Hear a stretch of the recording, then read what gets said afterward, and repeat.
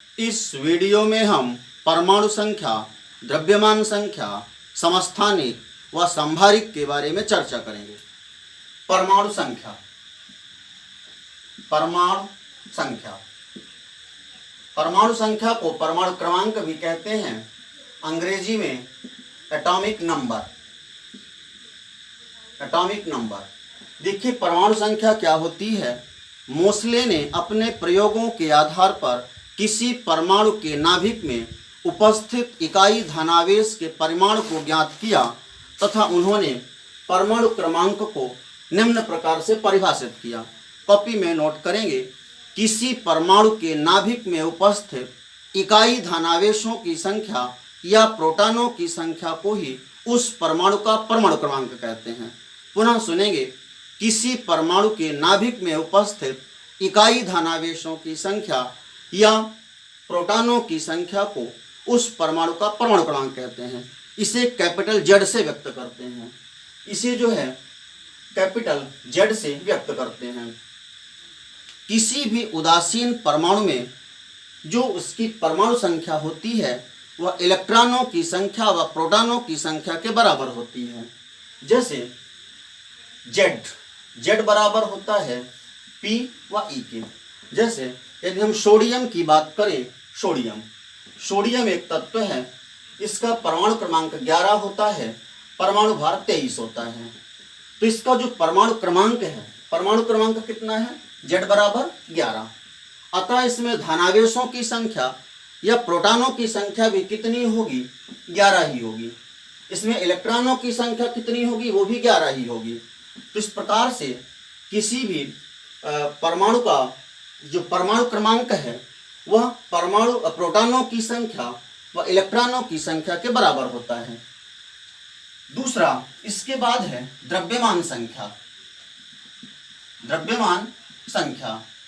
द्रव्यमान संख्या को अंग्रेजी में मास नंबर कहते हैं। देखिए इसे जो है कैपिटल ए से व्यक्त करते हैं। ये क्या होती है?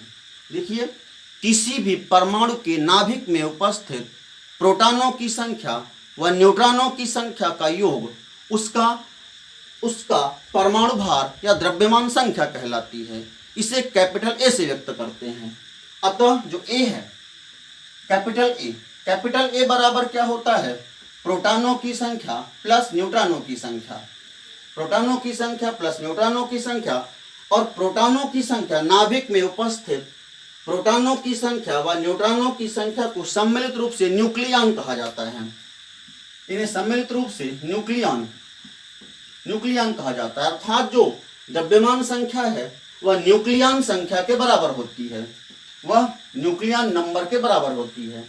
तो इस प्रकार से जो द्रव्यमान संख्या है किसी भी परमाणु के नाभिक में उपस्थित प्रोटॉनों की संख्या व न्यूट्रॉनों की संख्या का योग होती है। इसे कैपिटल ए से व्यक्त करते हैं और कैपिटल ए बराबर होता है P प्लस N।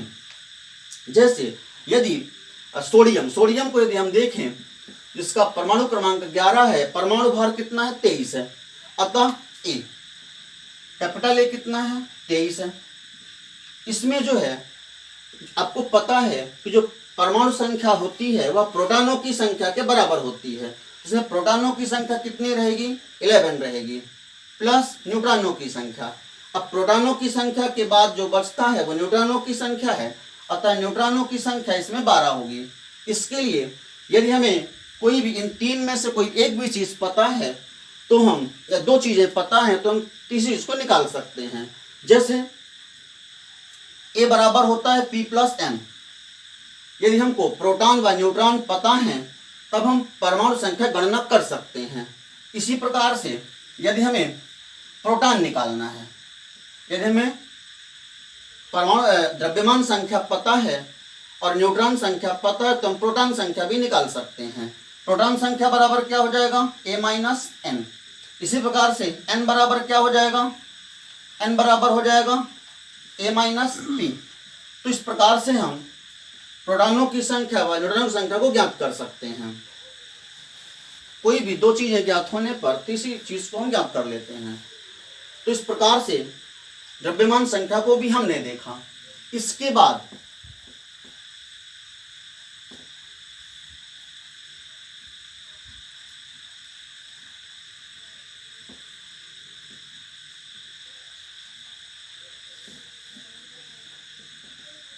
अगला है समस्थानिक। समस्थानिक, समस्थानिक को अंग्रेजी में आइसोटोप कहते हैं। समस्थानिक अंग्रेजी में आइसोटोप कहते हैं। समस्थानिक नाम से स्पष्ट है, समान स्थान रखने वाला। समान स्थान रखने वाला वही होगा जिसका परमाणु क्रमांक समान होगा। समान स्थान वही तत्व रखेगा जिसका परमाणु क्रमांक समान होगा।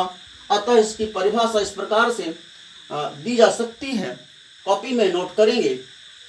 एक ही तत्व के वे परमाणु जिनके परमाणु क्रमांक समान होते हैं समस्थानिक कहलाते हैं। इसकी परिभाषा है एक ही तत्व के, इसमें आवश्यक है कि तत्व एक ही रहेगा क्योंकि उसी का स्थान समान रहेगा, उसी का परमाणु क्रमांक समान होगा, वही समान स्थान पर रह सकता है। एक ही तत्व के वे परमाणु जिनके परमाणु क्रमांक समान होते हैं समस्थानिक कहलाते हैं। जैसे हाइड्रोजन, हाइड्रोजन जो इसके 3 समस्थानिक हैं। H1 इसमें परमाणु क्रमांक भी एक है, परमाणु भार भी एक है। H1 1H1 1H2 और 1H3। इसे प्रोटियम कहते हैं, इसे ड्यूटीरियम कहते हैं, इसे ट्राइट्रियम कहते हैं। इसमें हम देख रहे हैं कि तीनों हाइड्रोजनों के परमाणु क्रमांक, द्रव्यमान जो इनकी मतलब परमाणु संख्या है वो समान है, तीनों में एक एक है। तो इस प्रकार से ये जो है तो एक समस्थानिक है। इसी प्रकार से यदि हम और समस्थानिकों को देखें तो एक समस्थानिक कार्बन का, कार्बन 6 और 12, कार्बन 6 और 14, ये भी एक समस्थानिक है। तो इस प्रकार से समस्थानिक जो है एक ही तत्व के वे परमाणु होते हैं जिनके परमाणु क्रमांक समान होते हैं किंतु परमाणु भार भिन्न भिन्न होते हैं। परमाणु भार जो है, परमाणु भार को तत्व के दाईं ओर ऊपर लिखा जाता है, परमाणु क्रमांक को तत्व के बाईं ओर नीचे लिखा जाता है। तो इस प्रकार से समस्थानिक हो गया। समस्थानिक के बाद समभारिक। समभारिक को अंग्रेजी में आइसोबार कहते हैं। ये क्या होता है? देखिए नाम से स्पष्ट है, समभारिक, इसे आइसोबार कहते हैं। इसकी परिभाषा कॉपी में नोट करेंगे। ये इसमें अलग अलग तत्व होते हैं, भिन्न भिन्न तत्वों के वे परमाणु जिनके परमाणु भार समान होते हैं वह परमाणु क्रमांक भिन्न भिन्न होते हैं, समभारिक कहलाते हैं। भिन्न भिन्न तत्वों के वे परमाणु जिनके परमाणु भार समान होते हैं क्या कहलाते हैं? समभारिक कहलाते हैं। जैसे यदि इसके अंतर्गत हम देखें तो ऑर्गन का परमाणु क्रमांक 18, परमाणु भार 40। पोटेशियम का परमाणु क्रमांक 19, परमाणु भार 40। कैल्शियम का परमाणु भार 30, परमाणु भार 40। ये 3 तत्व हैं, ऑर्गन, पोटेशियम, कैल्शियम, भिन्न भिन्न तत्व। इनमें परमाणु भार समान है 40 40 40, किंतु इनके परमाणु क्रमांक अलग अलग हैं। इस प्रकार से भिन्न भिन्न तत्वों के वे परमाणु जिनके परमाणु भार समान होते हैं किंतु परमाणु क्रमांक भिन्न भिन्न होते हैं समभारिक कहलाते हैं।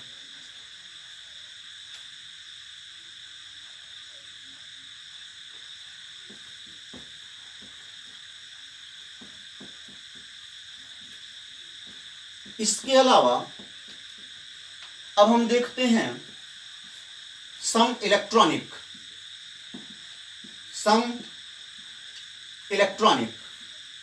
इसे अंग्रेजी में आइसो इलेक्ट्रॉनिक कहते हैं। सम इलेक्ट्रॉनिक ये क्या होते हैं? देखिए ये ऐसे आयन होते हैं, ऐसे धनावेशित ऋणावेशित आयन होते हैं जिनमें इलेक्ट्रॉनों की संख्या समान होती है, या भिन्न भिन्न तत्वों के ऐसे आयन जिनमें इलेक्ट्रॉनों की संख्या समान होती है सम इलेक्ट्रॉनिक कहलाते हैं। जैसे यदि हम देखें ऑक्सीजन जो है यदि हम लिखते हैं O2 नेगेटिव, O2 नेगेटिव लिखने पर इसमें जो इलेक्ट्रॉनों की संख्या होगी 8 2 10 इलेक्ट्रॉन। वहीं पर यदि हम लिखते हैं F नेगेटिव तो इसमें भी इलेक्ट्रॉनों की संख्या 9 1 10। यदि हम लिखते हैं Na पॉजिटिव तो सोडियम का परमाणु क्रमांक 11 होता है, 11 में से एक निकल गया इलेक्ट्रॉन तो 10। इसे हम लिखते हैं Mg2 पॉजिटिव।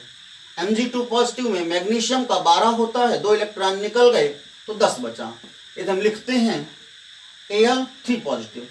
तो एल्यूमिनियम का 13 में से 3 इलेक्ट्रॉन निकल गए, 10 इलेक्ट्रॉन बचे। तो इस प्रकार से ये जो स्पीसीज हैं इनमें हम देख रहे हैं कि सभी स्पीसीज में इलेक्ट्रॉनों की संख्या समान है, अतः ये जो है सम इलेक्ट्रॉनिक कहलाते हैं। तो इस प्रकार से ऐसी स्पीसीज, इसकी परिभाषा ऐसे भी दे सकते हैं, ऐसी स्पीसीज जिसमें इलेक्ट्रॉनों की संख्या समान होती है सम इलेक्ट्रॉनिक कहलाते हैं। या ऐसे धनावेश ऋणावेश आयन जिनमें इलेक्ट्रॉन की संख्या समान होती है सम इलेक्ट्रॉनिक कहलाते हैं।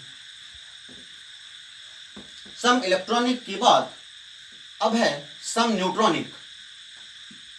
सम न्यूट्रॉनिक को आइसो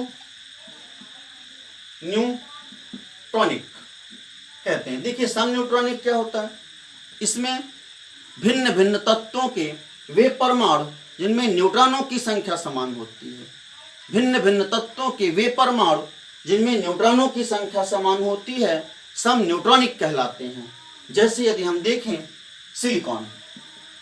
सिलिकॉन परमाणु क्रमांक 14, परमाणु भार 30।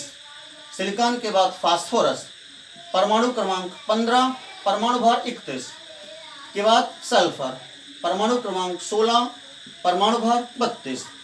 तो इनमें यदि हम देखें तो न्यूट्रॉनों की संख्या यदि हम देखें, हमने आपको बताया था कि न्यूट्रॉनों की संख्या बराबर परमाणु भार A माइनस P।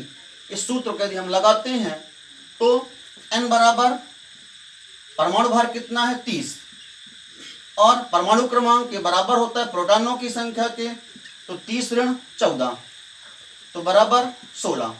इसी प्रकार से हम इसमें देखें, एकदम फास्फोरस में देखें तो N बराबर इसका A कितना है 31 और P कितना है 15, तो N बराबर कितना आ जाएगा 16। सल्फर में यदि हम देखें N बराबर A कितना है 32 ऋण P कितना है 16, N बराबर 16। तो इस प्रकार से हम देख रहे हैं कि